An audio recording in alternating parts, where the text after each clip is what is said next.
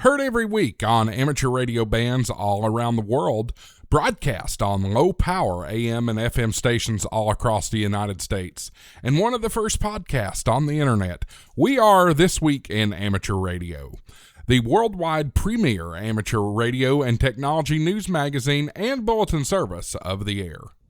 Here are the stories for release around the earth as we come to air with edition number 1424 of This Week in Amateur Radio. ITU Corporation acquires Ameritron and Mirage RF power amplifiers from MFJ. Washington State's governor highlights amateur radio volunteers ahead of ARRL Field Day.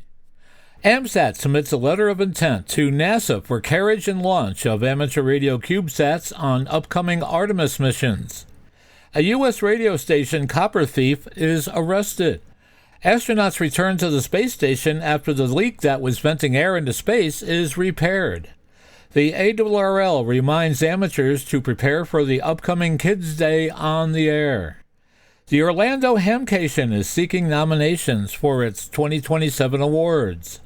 The Irish Amateur Radio Transmitter Society is seeking operators for the HF World Championship.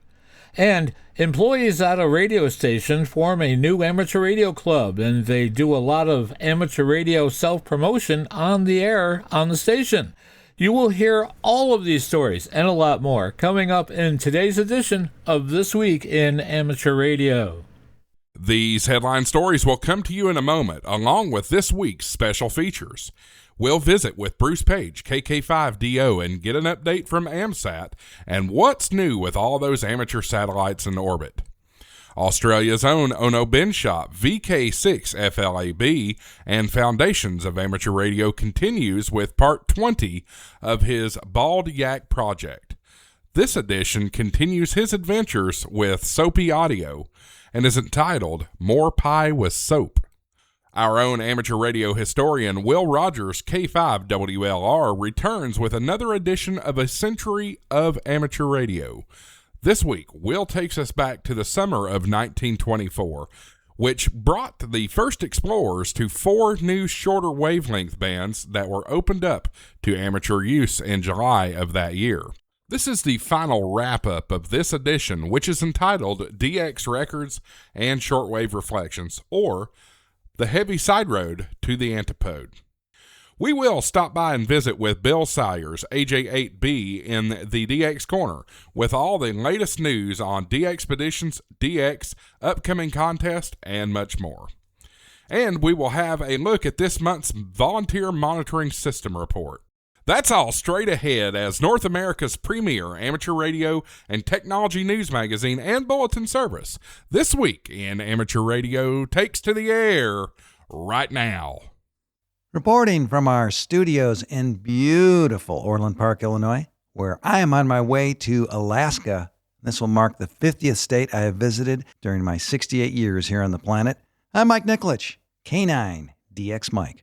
And reporting from our news bureau just outside Rochester, New York, along the southern shore of Lake Ontario, this is George, Kilo Charlie 2, Oscar X-Ray Juliet. And reporting this week from our news bureau in Cortlandville, New York, I'm Chris Perrine, KB2 FAF.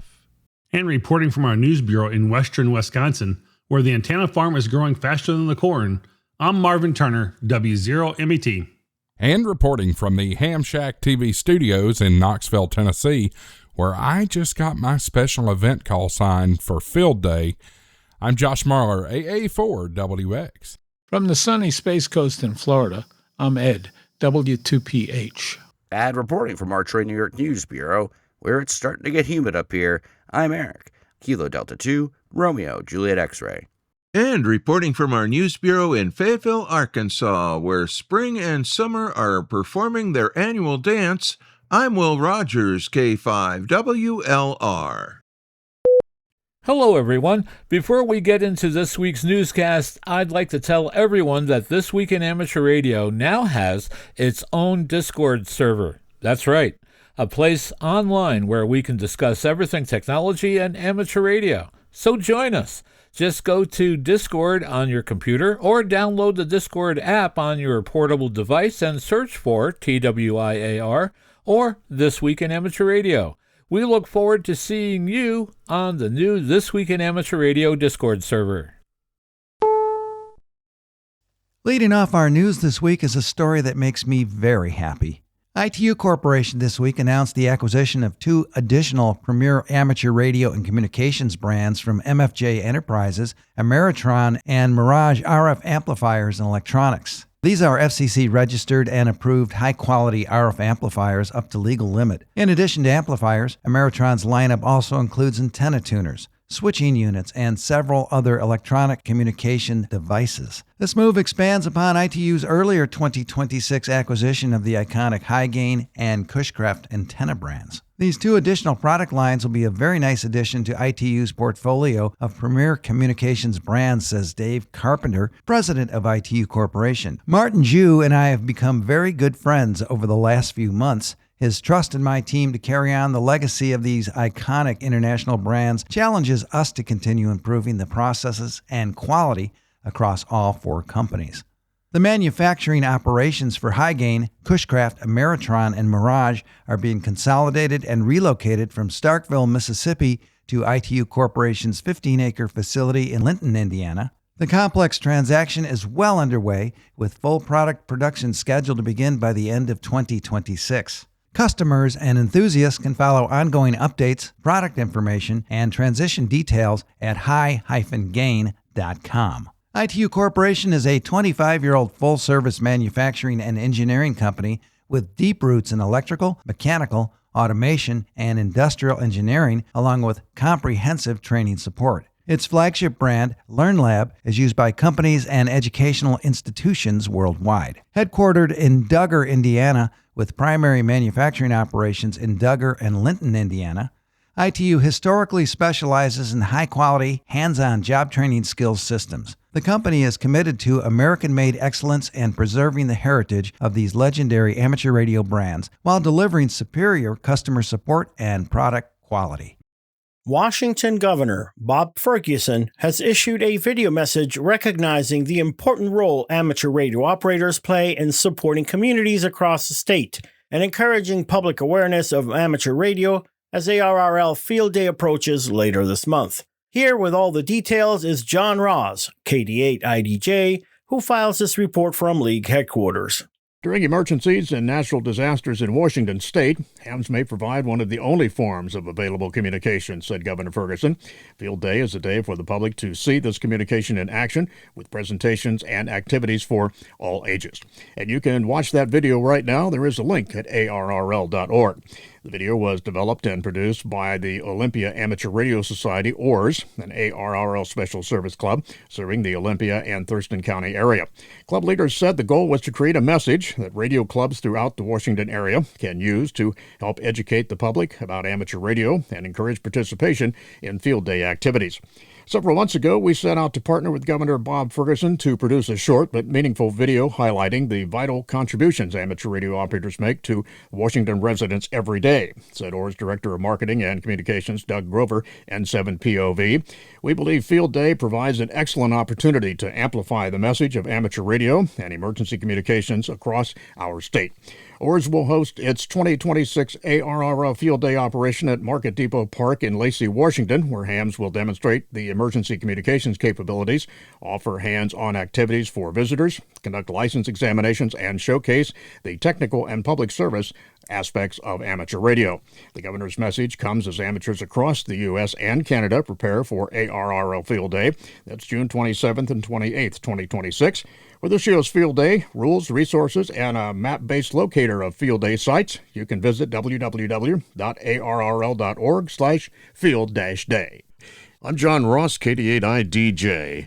In the video, Governor Ferguson highlights the critical service radio amateurs provide with communication support during emergencies and natural disasters, when traditional communication systems may be disrupted. The governor's message comes as amateur radio operators across the United States and Canada prepare for ARRL Field Day, June 27th and 28th, 2026, the largest annual on-the-air operating event in North America. Organized by ARRL, the National Association for Amateur Radio, Field Day has been held annually since 1933 and demonstrates amateur radio's ability to establish reliable communications under a wide range of conditions.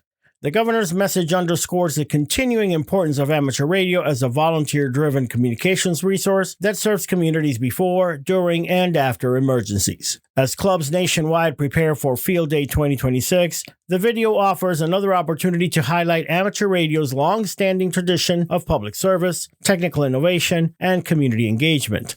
ARRL also encourages amateur radio operators to participate in the letter writing campaign located at send-a-letter.org/HOA, supporting the Bipartisan Amateur Radio Emergency Preparedness Act. The national legislation seeks to ensure that amateur radio operators can install and maintain effective outdoor antennas at residences where private land use restrictions might otherwise prohibit them, helping communities maintain resilient emergency communications capabilities during disasters. On May 31, 2026, AMSAT submitted a letter of intent to NASA Marshall Space Flight Center in response to a sources sought notice for CubeSat secondary payload opportunities aboard the Space Launch System on the Artemis 3, 4, and 5 missions. The letter of intent expresses strong interest in developing and flying an AMSAT-designed CubeSat payload on one or more of these missions.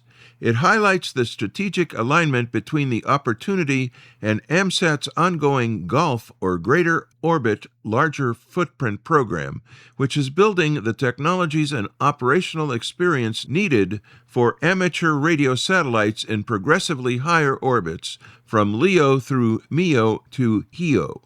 A high Earth deployment would provide an outstanding environment to qualify key Golf technologies, particularly radiation-tolerant electronics, advanced software-defined radio transponders, 3-axis attitude determination and control, and deployable steerable solar arrays in the demanding thermal, radiation, and trajectory conditions beyond low Earth orbit. Such a mission would significantly expand amateur radio's larger footprint, deliver critical flight heritage, and create clear synergies with NASA's exploration, technology, demonstration, and public engagement goals. The letter of intent emphasizes AMSAT's long heritage of successful CubeSat missions, including the Fox series flown via NASA and its robust portfolio of educational and university partnership programs.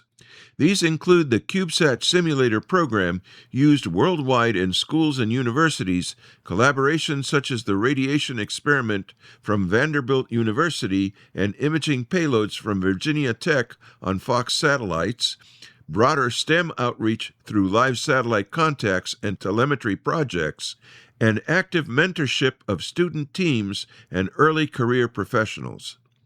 AMSAT is prepared to deliver a flight-ready CubeSat payload, leveraging its proven engineering pipeline, dedicated volunteer technical team, and sustainable funding model of membership support, targeted donations, and grants. AMSAT proposes a 6U-class spacecraft featuring deployable solar arrays and an AMSAT-developed amateur radio communication system supporting VHF uplink, UHF downlink, plus 5 GHz uplink and 10 GHz downlink. A precursor 3U technology demonstrator, Golf-T, is under construction with completion targeted by the end of the year. If selected, AMSAT would pivot development toward the 6U configuration in collaboration with partners. Ground operations would leverage the global amateur radio community for telemetry reception via AMSAT's analysis tools, supported by dedicated AMSAT command stations. The organization is genuinely excited about the prospect of contributing an AMSAT-developed CubeSat to the Artemis program, advancing amateur radio's historic role in space exploration, qualifying technologies for future HEO and lunar missions, and inspiring students and the global public through meaningful educational partnerships. As copper thefts continue to climb around the U.S., police have announced the arrest of a suspect in an incident that left a radio station off the air in Kentucky. Copper communication cables were stolen in late May from the tower site of radio station WDGG 93.7 FM, launching an investigation by local authorities. A transmission line was also cut, throwing the station temporarily off the air. The 100,000-watt station, which is owned by Kindred Communications, has since returned to broadcasting, but at a much lower power, less than 10 watts. Within days, police announced the arrest of a 63-year-old Kentucky man, Paul Crisp, after they said he was seen fleeing the same site during what police say was a second attempted copper theft. According to a report on the Inside Radio website, authorities used a search warrant to enter his home and found several pieces of communication cable and tools that they believe were involved in the incident. The last few years have seen a dramatic rise in copper wire thefts in the U.S., according to a recent report on National Public Radio. With growing demand for use of copper, especially in AI data centers, the value of the metal has doubled. Todd Swenson of AT&T's Construction and Engineering Division told National Public Radio that it is also being increasingly stripped out of phone lines throughout the communication system as thieves try to capitalize on what are now record-high prices. 5 space station astronauts, including the 4-member team of the Crew 12, returned to the space station on June 5th after taking shelter in their Crew Dragon spacecraft, where they were sent under evacuation orders from NASA. The space agency reversed its earlier evacuation order that had been prompted by an air leak discovered in the Russian service module.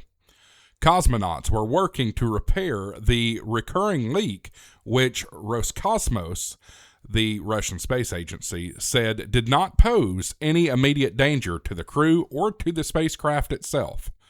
NASA and Roscosmos have been working together to determine their cause. ARRL Kids Day is about a week away. Kids Day 2026 will be on Saturday, June 20th from 1800 hours to 2359 UTC. Kids Day is held twice a year in January and June to let young people experience hands-on amateur radio and encourage their interest in obtaining a license. The event also allows active hams to share their stations and the hobby with children, scouts, church groups, or the public in as many ways as you can imagine. Some amateurs set up their equipment in a park or at a library, encouraging prospective hams to stop by, talk on the radio, and even experience Morse code. The rules are simple. Operation: operate as much or as little as you like. You can invite kids and their parents to your station, explain how it works, and let them take turns on the air. Frequencies: use any frequency from 10 through 80 meters or your favorite repeater with permission. Third-party rules: follow restrictions when making DX contacts. Suggested exchange: first name, age, location, and favorite color.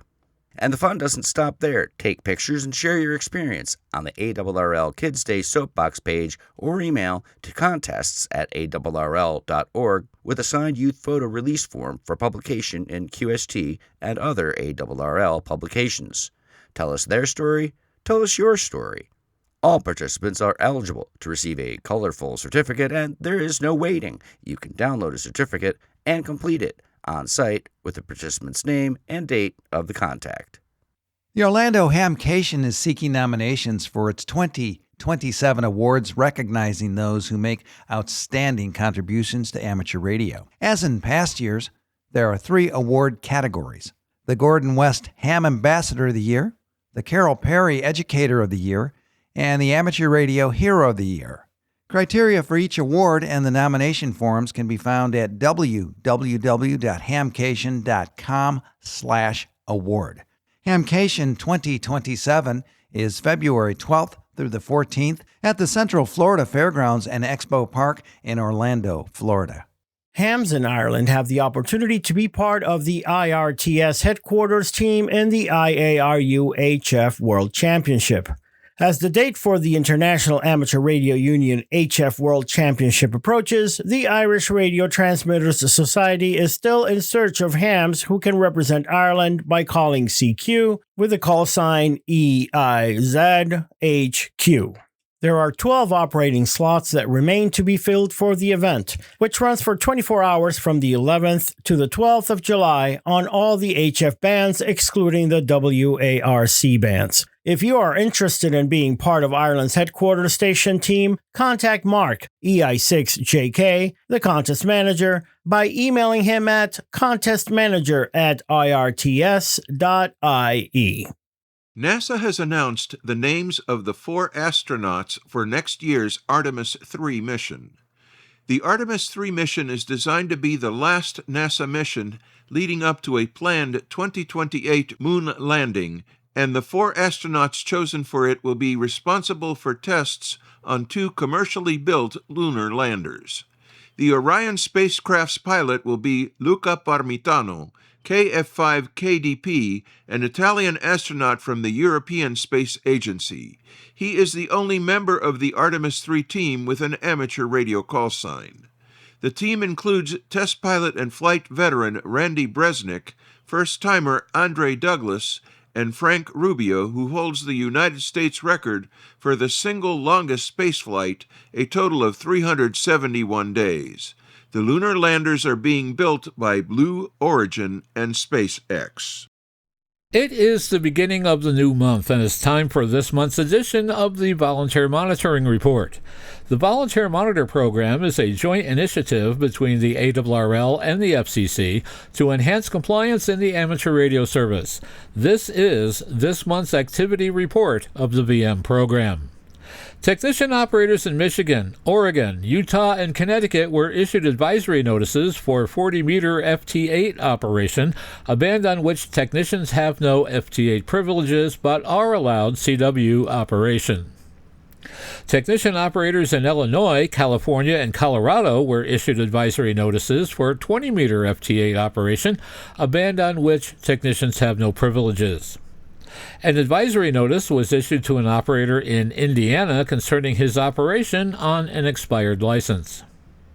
An operator in Colorado was issued a commendation for outstanding operation in the America 250 special event.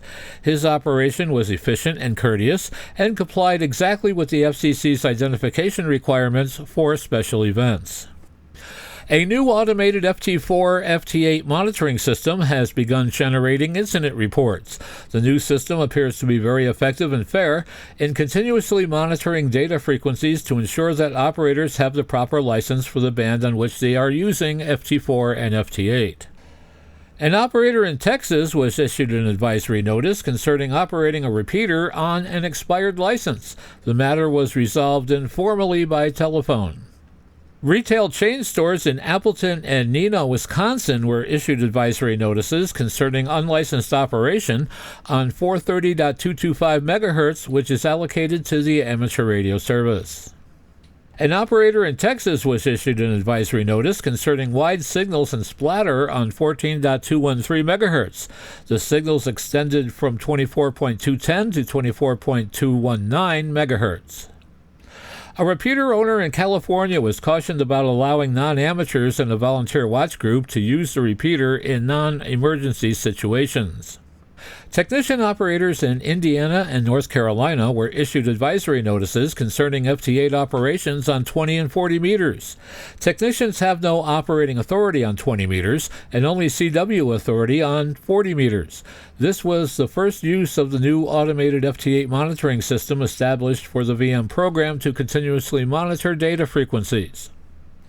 An operator in Vermont was issued a commendation for excellence in CW operation. An operator in Mississippi received a commendation for extra efforts to find a frequency for a W1AW/4 America 250 operation. An operator in Florida, meanwhile, received a commendation for exceptional efficiency and courtesy during a Parks on the Air activation. There were 2 meetings with the FCC Enforcement Bureau concerning enforcement issues on 7.200 MHz.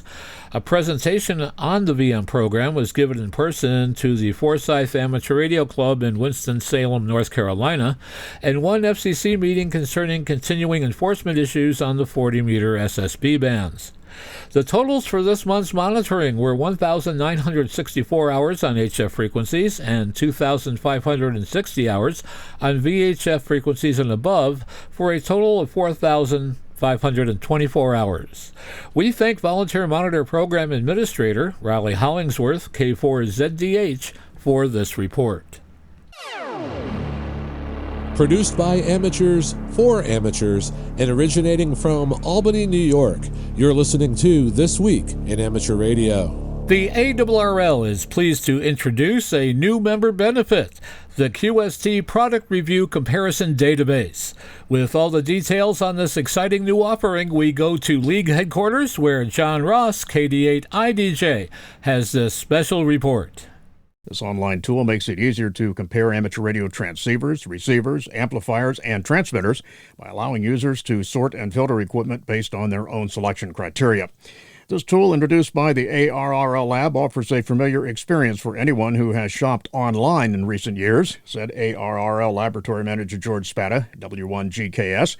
For decades, the lab has been making standardized measurements that are publicized in QST product reviews. While those reviews have long been available online, finding and comparing products often required knowing exactly what you were looking for. The new database makes it much easier to discover and evaluate equipment based on the characteristics that matter most to you.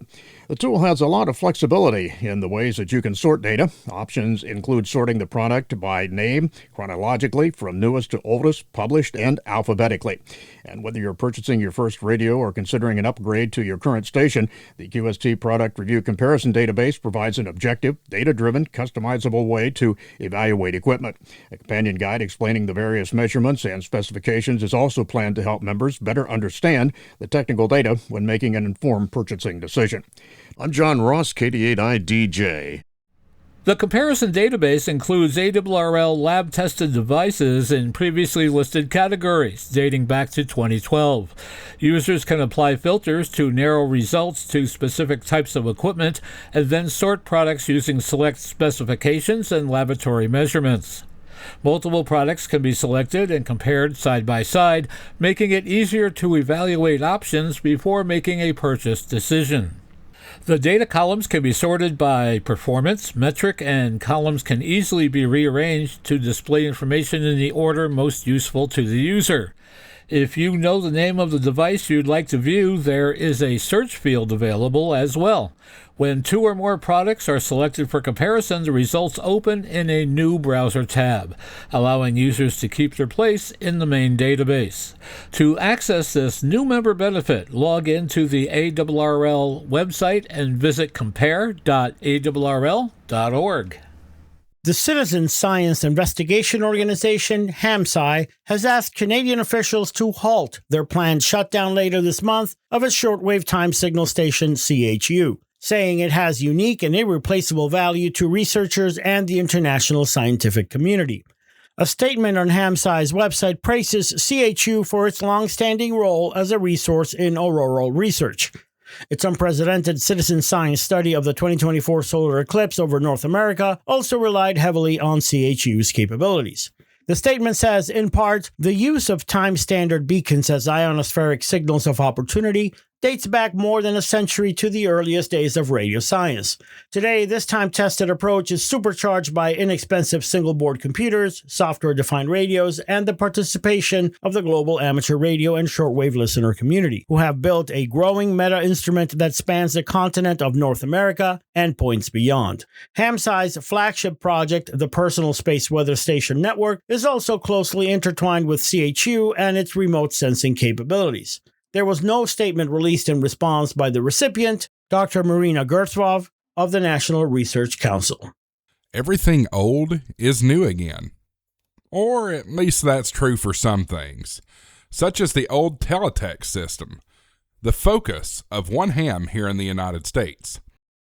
In Europe, for over 40 years, television sets have been capable of receiving a broadcast information service known as teletext. Now the broadcasting protocol is being harnessed for a modern digital radio mode using AX.25 packet radio data links on both HF and VHF. This is an experiment by Stephen Cass, Kilo Bravo 1 Whiskey November Romeo, who reported on his work in the IEEE Spectrum, where he is an editor. Stephen writes that he was inspired by the British Broadcasting Corporation service known as CFAX, which even in the days of analog TVs, enabled viewers to select what they wanted to read on screen by entering different numeric codes in their TV remotes. This experiment works on adapting teletext for ham radio. Stephen wrote, quote, "I thought it would make a great radio protocol. In fact, I thought it could be a digital counterpart of slow scan television.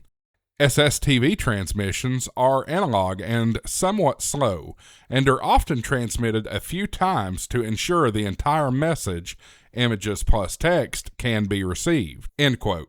Stephen asked that hams wishing to help him to experiment contact him via the IEEE Spectrum online magazine at spectrum.ieee.org. Hello and welcome to the DX Corner for your weekly dose of DX. I'm Bill, AJ8B.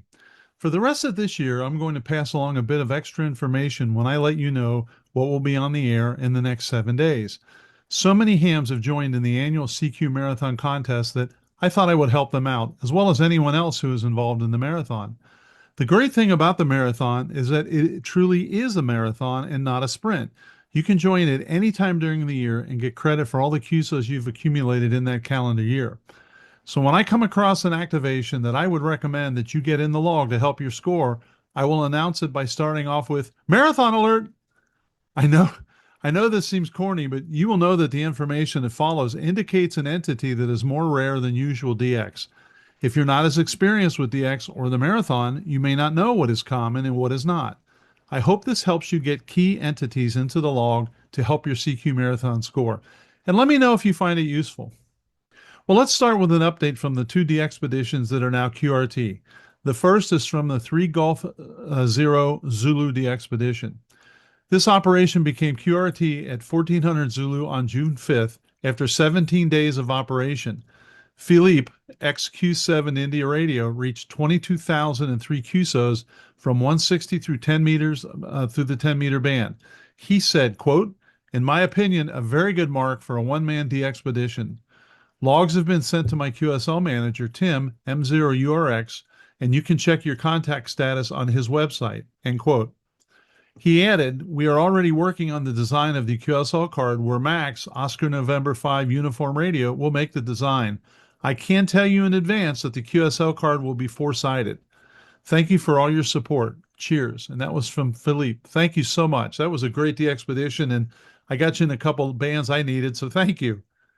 Also, from Tango 31, Central Kiribati, we have this. The Rebel DX group reports that T31 Tango Tango Tango Part 1 is now QRT.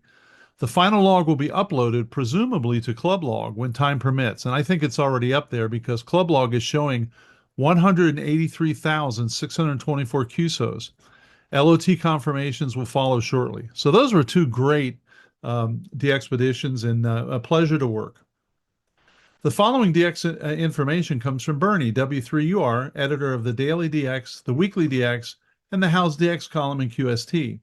If you would like a free 2-week trial of the Daily DX, your only source of real-time DX information, just drop me a note at thedxmentor@gmail.com. Well, let's start off with Olafor, Tango Fox 1 Oscar Lima, and his wife. They will be on Boa Vista Island, Cape Verde, from June 12th to June 23rd for a 10-day stay. So they should be QRV about the time you're listening to this. During this time, he will be active on FT8 and FT4 and 80 through 6 meters using the call sign Delta 4 Oscar Lima. Marathon alert! So here's one you need to get. Charlie Echo 0 Yankee, Easter Island, will be active from June 20th to the 27th. Manu, Charlie Echo 3 Yankee Mike Romeo, will be active from Rapa Nui, which is Easter Island, under the call sign of 3 Golf 0 Yank Mike. The focus will be on 6, 30, and 40 meter bands with possible activity on 10, 20, and 60, depending on propagation. Operations will use FT8 and single sideband modes. Although this takes place during a family vacation, the goal is to maximize contacts for the worldwide DX community during this second activation from the island. 5 Hotel, Tanzania. Here's a reminder that Charles, November Kilo 8 Oscar, has a work trip to Tanzania and is planning to start today and continue to July 2nd. Working around his job assignments, he will be on the air as 5 Hotel 3 Delta X-ray. He will be using 100 watts to a dipole, vertical, and a long wire. CW, FT8, FT4 will be his modes, and 40 through 6 meters are the bands. He will upload the log to LOTW and Club Log. For a paper QSL, it's $5 $5 through PayPal. Marathon alert. Here's another one. Charlie 2, which is Nehru. Phil, Charlie 21 Tango Sierra, confirms that he will depart Nehru on July 22nd. Meantime, he will be working, quote, a lot of new ones. He's been doing some Club Log live stream and Club Log log search. He says that 99.9% of the time, Club Log has real-time updates. Heavy rain occasionally blocks his internet connection. On FT8, he says, quote, I listen out to 3600 hertz. With the IC7300 filter set to 3600 hertz, the waterfall is out to just over 3600 hertz, end quote. Usually there is no one between 3000 and 3500. He said, quote, if I'm not hearing you, try 3000 or 3100. No need to go much higher than that, end quote. He usually sets up his transmit between 2500 and 3000, telling us that, quote, if your waterfall does not go out to the last 3K, you will probably not hear me. Phil has now made 132,000 QSOs, 40,400 of those being uniques. 272 entities worked, 269 confirmed, saying, quote, and I honestly thought 260 was going to be the max for me from here, end quote. He even worked 3 Yankee 0 Kilo with 50 watts and a homemade vertical. On 80 meters, a tuner problem is making his life difficult, with SWR rising above after 5 minutes of operating due to heat, so he will likely not be on 80 much more. He was hoping to earn the 5-band Worked All States Award, but is still missing New Hampshire, New England, Nebraska, and Vermont. Presumably, he means on 80 meters. From Curacao, which is Papa Juliet 2, we have this. Papa Juliet 2 stroke Papa Hotel 2 Mike, Operator Frank, will be on the air until June 29th, mainly FT8 and some FT4 and sideband on various bands. QSL using Club Log, OQRS, or LOTW. St. Martin, which is Fox Sierra. John, K9 Echo Lima, will be active as Fox Sierra stroke K9 Echo Lima until June 24th, focusing mainly on 6 meters while also operating on 80 through 10 meters. He'll upload logs to Club Log in real time and to LOTW daily. He plans to answer all Bureau cards, though Bureau replies may take several months. His station includes an IC7300 Mark II, an Expert 1.3 amplifier, and an end-fed half-wave antenna for 80 through 10 meters.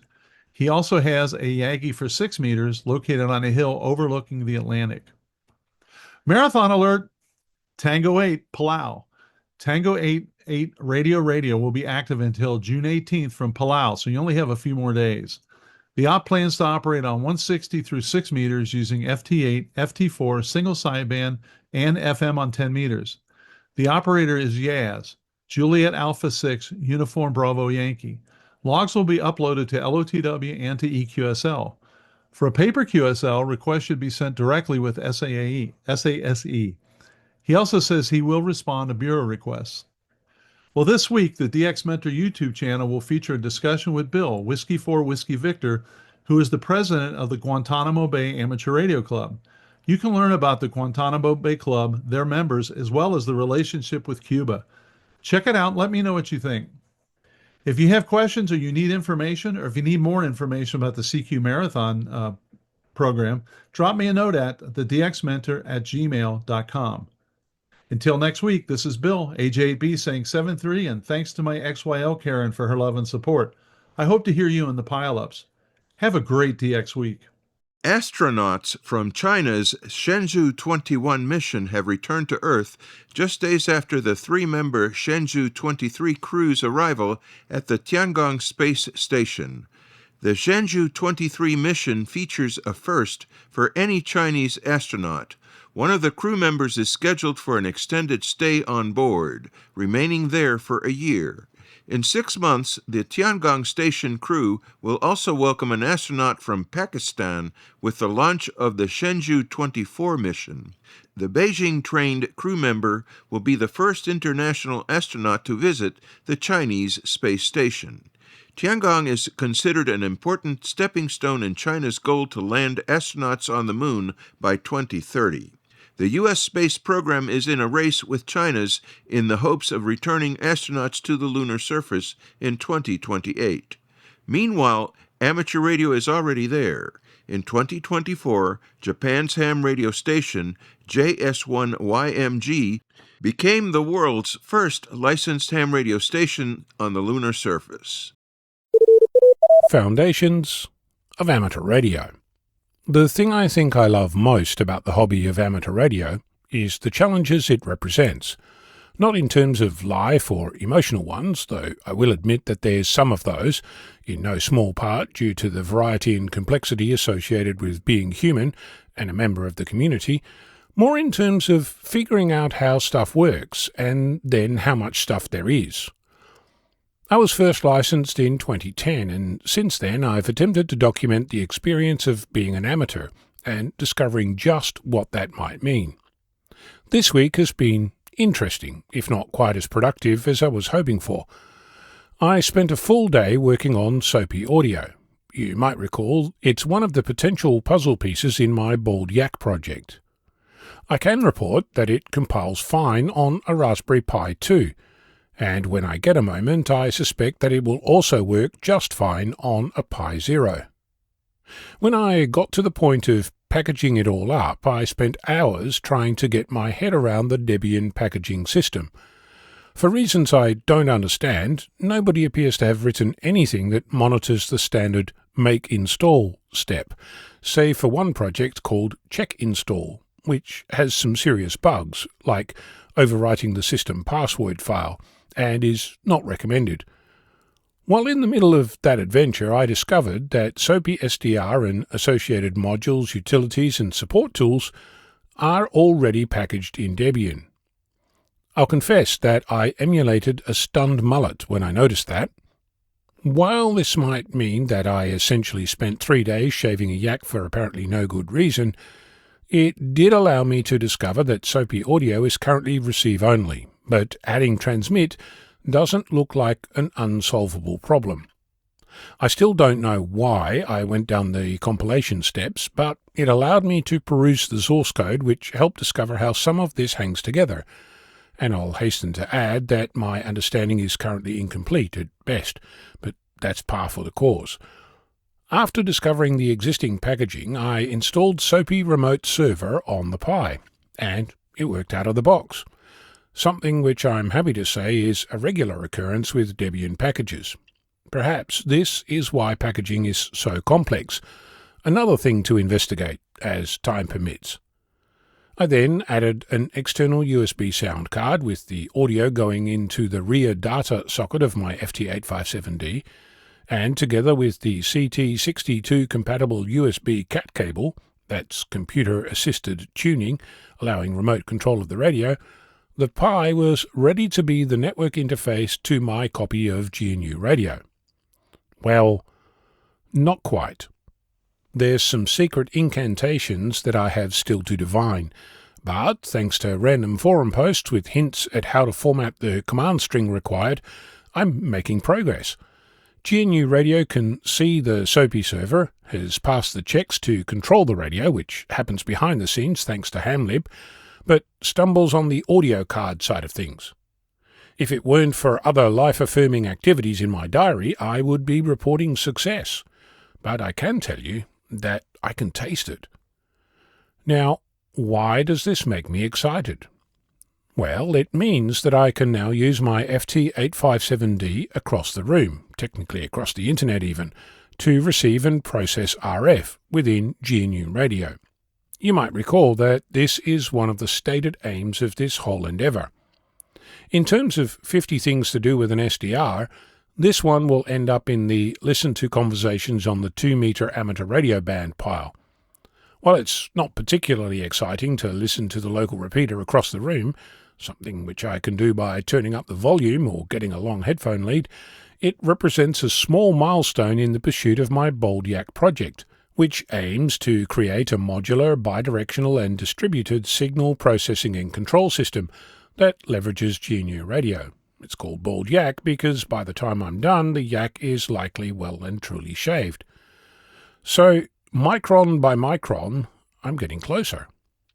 Also, like a stunned mullet means to be dazed and uncomprehending. Feel free to use it in public. I'm Ono, Victor Kilo 6, Foxtrot Lima, Alpha Bravo. Welcome to the 53rd segment of Ham Radio History, a century of amateur radio. Ham's Organizations, Events, Inventions. I'm Will Rogers, K5WLR. With our gratitude to Chris Cadella, W2PA, for allowing us to use his website for these segments, we bring you this, the next chapter of Ham Radio History. DX Records and Shortwave Reflections, or the Heaviside Road to the Antipode. This is part 3 of this segment. Taking his cue from the various 1924 shortwave tests, the League organized a midsummer 1925 test to continue the effort with everyone participating worldwide. It was again to be a one-way test, meaning some stations would transmit and others would receive, but no QSO would be made. This time it would run for 3 48-hour periods, each one devoted to single-band operation on 40, 20, and 5 meters during the 18-19 July, 25-26 July, and 1-2 August, respectively. This time it would run for 3 48-hour periods, each one devoted to single-band operation on 40, 20, and 5 meters during 18-19 July, 25-26 July, and 1-2 August, respectively. Transmit schedules would run according to local standard time for each station. A 30-minute restricted transmit period, a 30-minute free-for-all period, and a 3-hour listening period would rotate in sequence, with 6 such cycles during each of the 2 days. As in earlier tests, the restricted periods were reserved for high-power stations selected by the League. The organizers urged station owners to provide a continuous watch for the entire period, using 2 or 3 operators in shifts, so as to get as much experience with propagation as possible around the clock. For similar reasons, they advised hams to listen for the same stations during each 4-hour time period, noting how each signal changed throughout the day. When transmitting, stations would send a self-assigned code word, followed by test and the station call sign, all repeated during a 30-minute transmitting period. Thousands of stations participated, producing hundreds of logs mailed to ARRL HQ containing data collected on 40 and 20 meters, but hardly anything on 5 meters. But because of a lack of standards and equipment for measuring received signal strength, and the fact that many reports were incomplete, the usefulness of the data for empirical analysis was quite limited. In fact, no coherent set of conclusions could be made. Nevertheless, the participation level alone demonstrated that radio is no longer a strictly winter sport, remarked ARRL traffic manager Fred Schnell. After the successful 20-meter transatlantic tests, E.J. Simmons, operating 2OD at Gerrards Cross, Bucks, England, cabled McClurkin, the well-known Australian experimenter at 2CM, asking him to construct equipment for the band. In April 1925, they began testing on 20 meters. Coincidentally, on the same day the first IARU Congress opened, resulting initially in several receptions of 2CM in England. Encouraged, they continued testing for 2 weeks and finally worked each other on 3 May from 0552 until 0715 GMT, when Simmons had to get ready for work. The next day they repeated the feat and passed 3 messages, including one to the English Prime Minister from his peer in Australia, one to Eccles of RSGB from McClurkin, and one from Eccles to the Wireless Institute of Australia. Simmons and McClurkin were then in regular contact.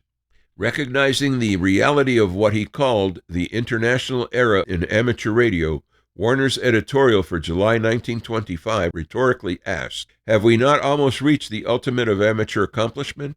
specifically referring to this first daylight amateur QSO between England and Australia at the Antipodes.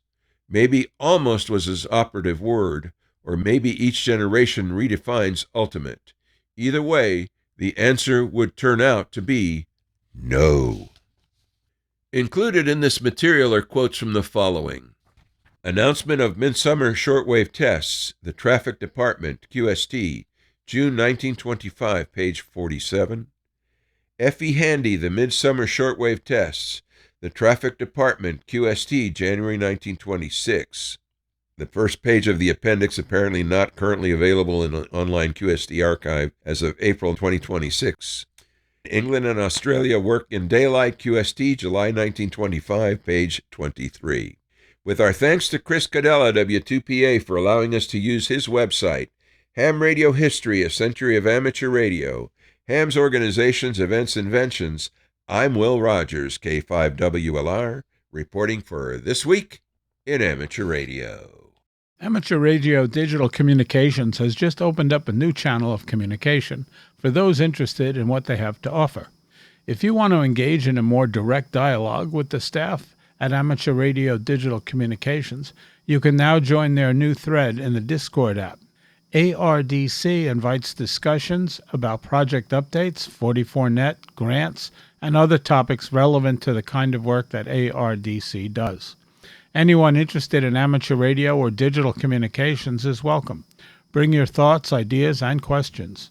The California-based foundation provides support to projects involved in scientific research, amateur radio, experimentation, digital communications, and communication technology.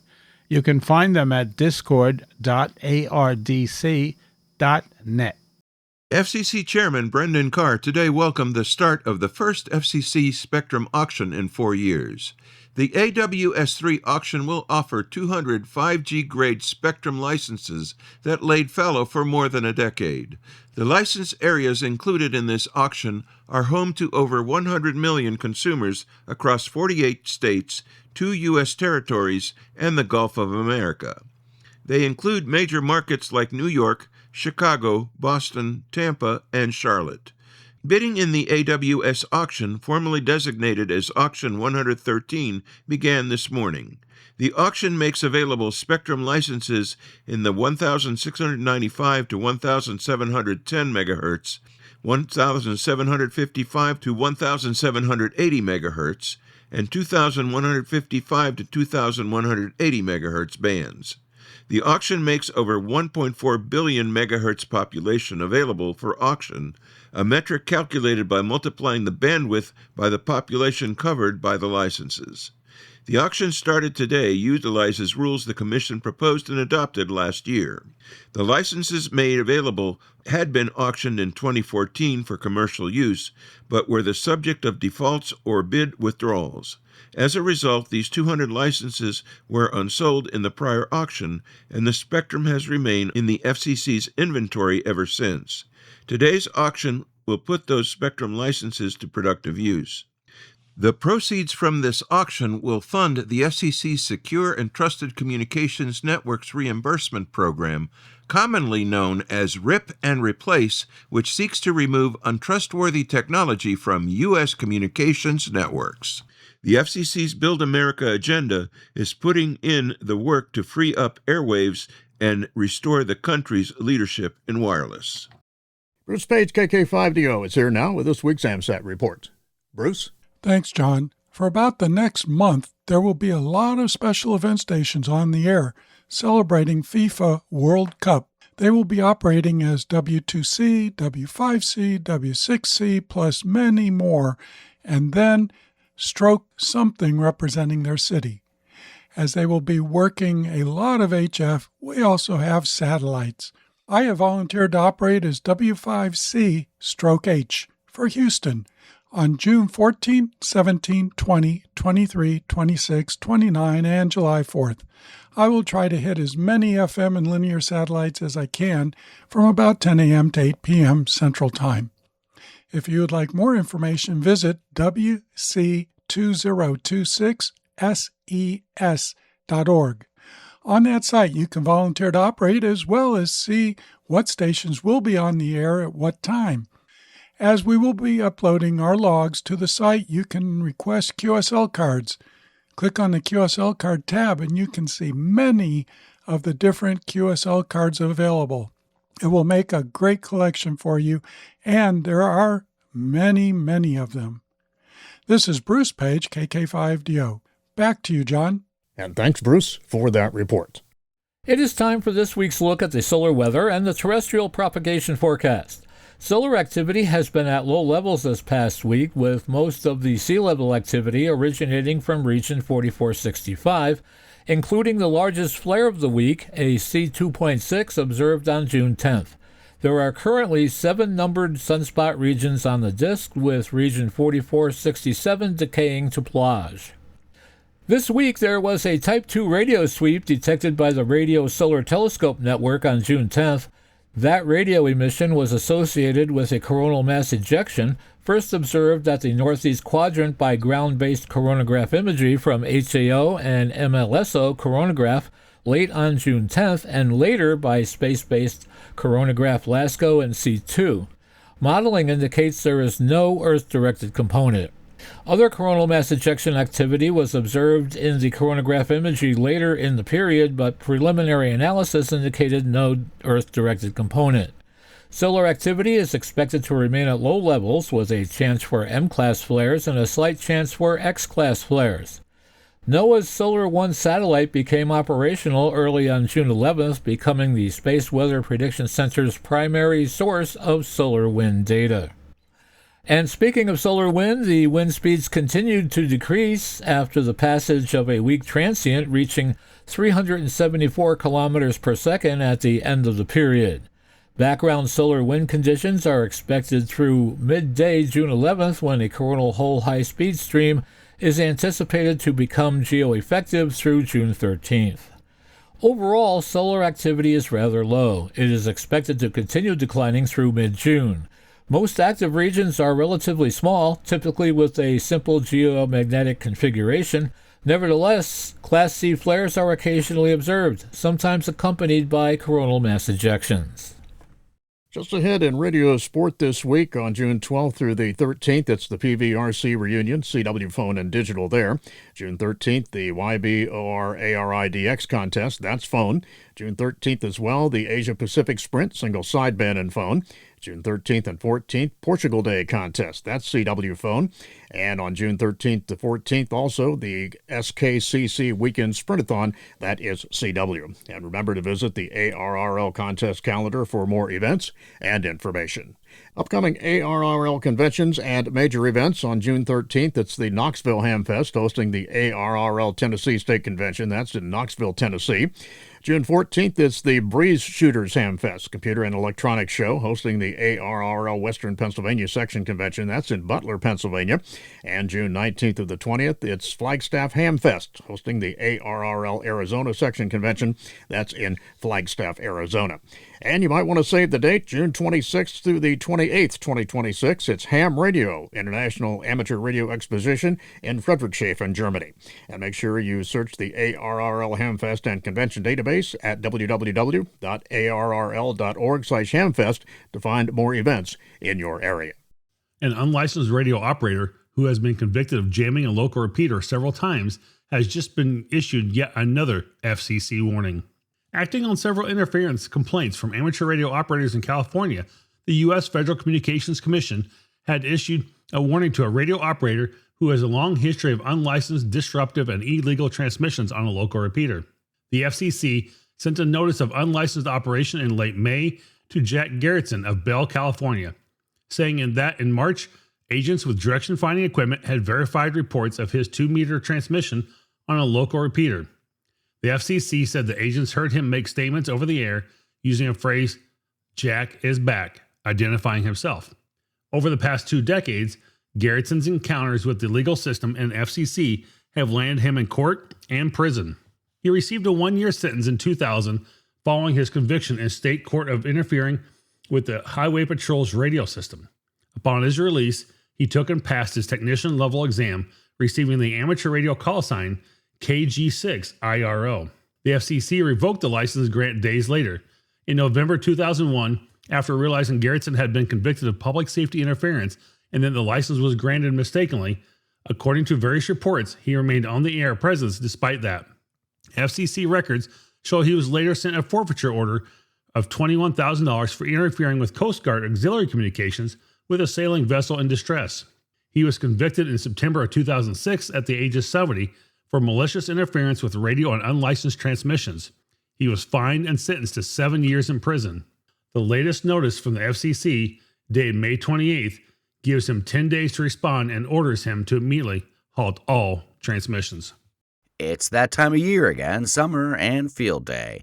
Each year, the American Radio Relay League sponsors Field Day as a picnic, a campout, practice for emergencies, an informal contest, and, most of all, fun. The event takes place during a 27-hour period on the fourth weekend of June. For 2026, the event takes place from 1800 UTC on Saturday, June 27th, 2026, through 2100 UTC on Sunday, June 28th, 2026. Those who set up prior to 1800 UTC on June 27th can operate only 24 hours. The Radio Amateur Satellite Corporation promotes its own version of Field Day for operation via the amateur satellites, held concurrently with the ARRL event. This year should be as much fun as last year since we have more than 10 transponders and repeaters available. Users should check the AMSAT status page for what is available. If you are considering only the FM voice satellites, there are ISS, SO50, AO123, SO125, and Sonata 2. It might be easier this year to make that one FM contact for the ARRL bonus points with so many FM birds. The congestion on FM low Earth orbit satellites is always so intense that we must continue to limit their use to 1 QSO per FM satellite. This includes the International Space Station. You will be allowed 1 QSO if the ISS is operating voice. It was suggested during past field days that a control station be allowed to coordinate contacts on the FM satellites. There is nothing in the rules that would prohibit this. This is nothing more than a single station working multiple QSOs. If a station were to act as a control station and give QSOs to every other field day station, the control station would still only be allowed to turn in 1 QSO per FM satellite, while the other station would be able to submit 1 QSO. The format for the message exchange on the ISS or other digital packet satellite is an unproto packet to the other station, 3-way exchange required, with all the same information as normally exchanged for ARRL Field Day. If you have worked the satellites on Field Day in recent years, you may have noticed a lot of good contacts can be made on some of the less populated low Earth orbit satellites like AO7, RS-44, AO-73, and JO-97. During Field Day, the transponders come alive like 20 meters on a weekend. The good news is that the transponders on these satellites will support multiple simultaneous contacts. The bad news is that you can't use FM, just low duty cycle modes like SSB and CW. The complete rules for AMSAT Field Day may be found online at amsat.org/Field Day. It is time for AMSAT's satellite shorts from all over. And this week, we find that the U.S. Space Force this week awarded SpaceX a $4.16 billion contract to build a constellation of satellites designed to track airborne targets from orbit. The program is intended to detect and track airborne targets, including aircraft, cruise missiles, and potentially hypersonic weapons. In the same week, the U.S. Space Force awarded SpaceX a $2.29 billion contract to build a network of low Earth orbit satellites intended to function as a military internet in space. Both deals were among the largest contracts issued this year by Space Systems Command, the Space Force's acquisition arm. Our final stop is with NASA, where we find that NASA has officially ended the Mars Atmosphere and Volatile Evolution, or MAVEN mission, 6 months after it lost contact with the probe. MAVEN was the agency's first program dedicated to studying the Martian atmosphere and its evolution. It launched in 2013 from Cape Canaveral and entered the Martian orbit nearly a year later in 2014. The probe's primary science mission was scheduled to last 1 year, but it ended up spending more than 11 years in orbit, sending back data from Mars. NASA even used it as an antenna for the Mars 2020 mission, which brought the Perseverance rover to the planet. ARRL Great Lakes Division Director Scott Connolly, November 8, Sierra Yankee, was the guest speaker at the Central Ohio Radio Club's June meeting. Yanli discussed several ARRL programs and services, including the Teachers Institute on Wireless Technology, which equips educators at all grade levels with tools and strategies to introduce wireless technology into their classrooms, and the ARRL Foundation Scholarship Program, which supports student radio amateurs pursuing higher education. He also highlighted the ARRL Learning Center, a membership benefit featuring an ever-growing collection of online courses, videos, and downloadable resources. You can log in with the same credentials used for the ARRL website, said Yanli. One Central Ohio radio member noted, "We appreciate Scott pointing out the many services offered by ARRL, especially renewing a license." Yanli said that ARRL can help any member who needs assistance with renewing or updating their licenses by contacting the ARRL VEC. He encouraged attendees to get to know their ARRL director as a source for information and assistance. The Central Ohio Radio Club is both an ARRL-affiliated club and an ARRL Special Service Club. Here is a reminder that the original back-end server for the popular Ham Clock Shack accessory is set to stop working this month.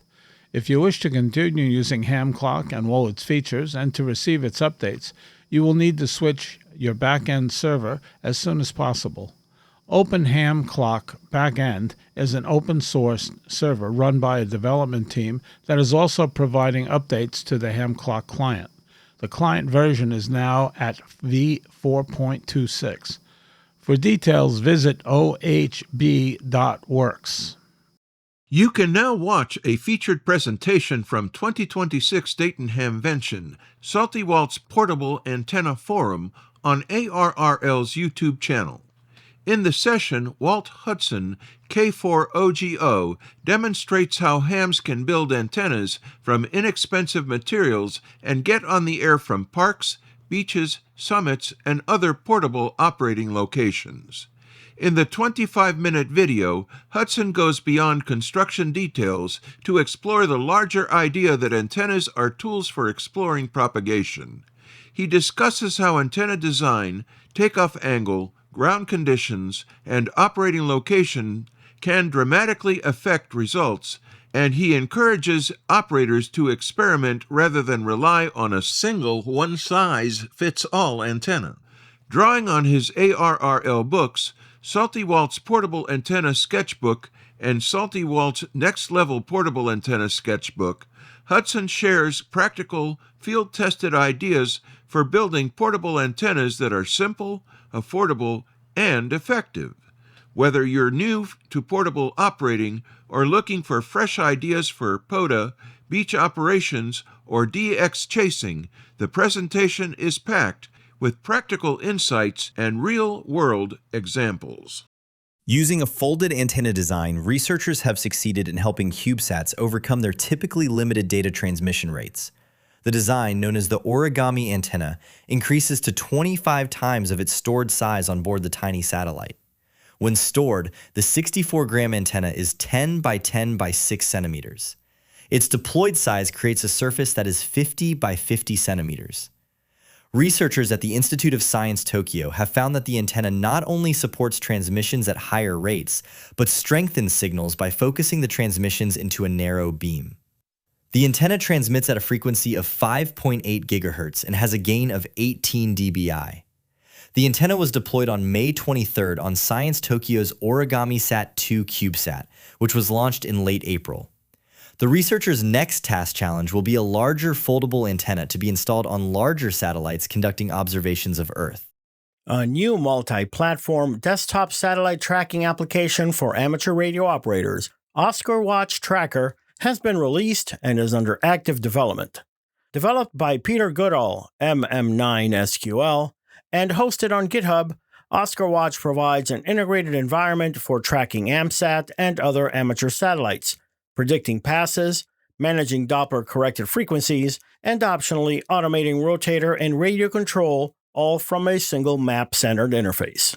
OscarWatch is tailored for VHF and UHF satellite operators working FM CubeSats, linear transponders, and similar modes. It assumes familiarity with basic concepts like azimuth, elevation, and Doppler, but automates the calculations and hardware interactions to let operators focus on making contacts. This Week in Amateur Radio is holding open auditions for news anchors for the weekly national worldwide amateur radio news service. If you have a good radio voice and can reliably read provided news copy, we are looking for you. This, of course, is an all-volunteer position. An amateur radio license is not required. You must have a high-quality microphone, headset mics are not used, and be familiar with audio editing software to record and edit your finished news stories before uploading. If you would like to try out for a weekly or bi-weekly anchor position with North America's premier amateur radio news on air and podcast, please send an email to our producer, George, W2XBS.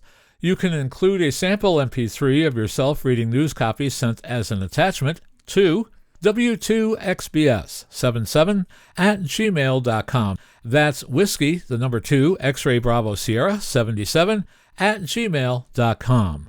Be sure and use Anchor Audition in the subject line. Please include your phone number and a good window of time for a callback to discuss your submission and our operating logistics to see if This Week in Amateur Radio is a good fit for you. We hope to hear from you soon. Long before smartphones, social media, and even the internet itself, there are amateur radio operators chatting across continents, bouncing signals off the atmosphere, and building communities one transmission at a time. That spirit was alive and well last Saturday morning in Alberta, Canada. The Lethbridge Senior Citizens Organization, or LSCO, celebrated a ribbon-cutting ceremony marking a new 3-year partnership between the LSCO and CJOC-FM 94.1 FM, while amateur radio enthusiasts browse tables of equipment at a bustling flea market downstairs. The partnership officially launches a newly branded CJOC Amateur Radio Club and Radio Room, a collaboration designed to celebrate CJOC's 100th anniversary while helping preserve and grow one of radio's oldest traditions. Shelves displayed equipment spanning nearly a century of amateur radio history. Some pieces dated back to the early 1930s, where operators often had to build their own equipment because commercial products simply did not exist. Other displays showcased Heathkit radios assembled from mail-order kits, vacuum tubes, test equipment, and early commercial transceivers. The partnership with CJOC Radio aims to build on that foundation and exhibit. The radio station will help promote the club through on-air and digital outreach while supporting educational initiatives designed to introduce more people to broadcasting, communications, and amateur radio. CJOC afternoon host and music director Mike Doherty said the partnership felt like a natural fit during the station's centennial year. It's important to keep a respect for terrestrial radio, he said. People are always going to need access to information. Radio is a public service. For many visitors, the event offered a reminder that despite living in a world of smartphones and instant messaging, amateur radio remains both surprisingly relevant and deeply social. This Week in Amateur Radio is heard on nets and repeaters around the country and around the world, on great repeater systems like WA3PBD repeater system, on Thursday evenings at 7:30 p.m. on 146.730 and 223.940. Covering all of Pittsburgh, Pennsylvania, and beyond. Many of the news and information items heard in this edition of This Week in Amateur Radio have been provided by the American Radio Relay League, the ARRL Audio News Service, and the ARRL Letter, AMSAT, the Radio Amateurs of Canada, the Shortwave Listening Post, the Federal Communications Commission, the Radio Society of Great Britain, and Ofcom, the South African Radio League, the International Amateur Radio Union, the Wireless Institute of Australia and the Australian Communications and Media Authority, the New Zealand Association of Radio Transmitters, the Amateur Radio Newsline, the Rain Hamcast, Eric Guth, 4Z1UG and QSO Today, QRZ.com, the International Telecommunications Union, the 425DX News, Parks on the Air, and the Soda Reflector, and various news sources on the Internet. With special thanks to all our weekly news sources and to you, our listeners, that wraps up this edition of This Week in Amateur Radio. If you'd like to write to us, you can find everything you need, including archive editions of the news service, at our website at twiar.net.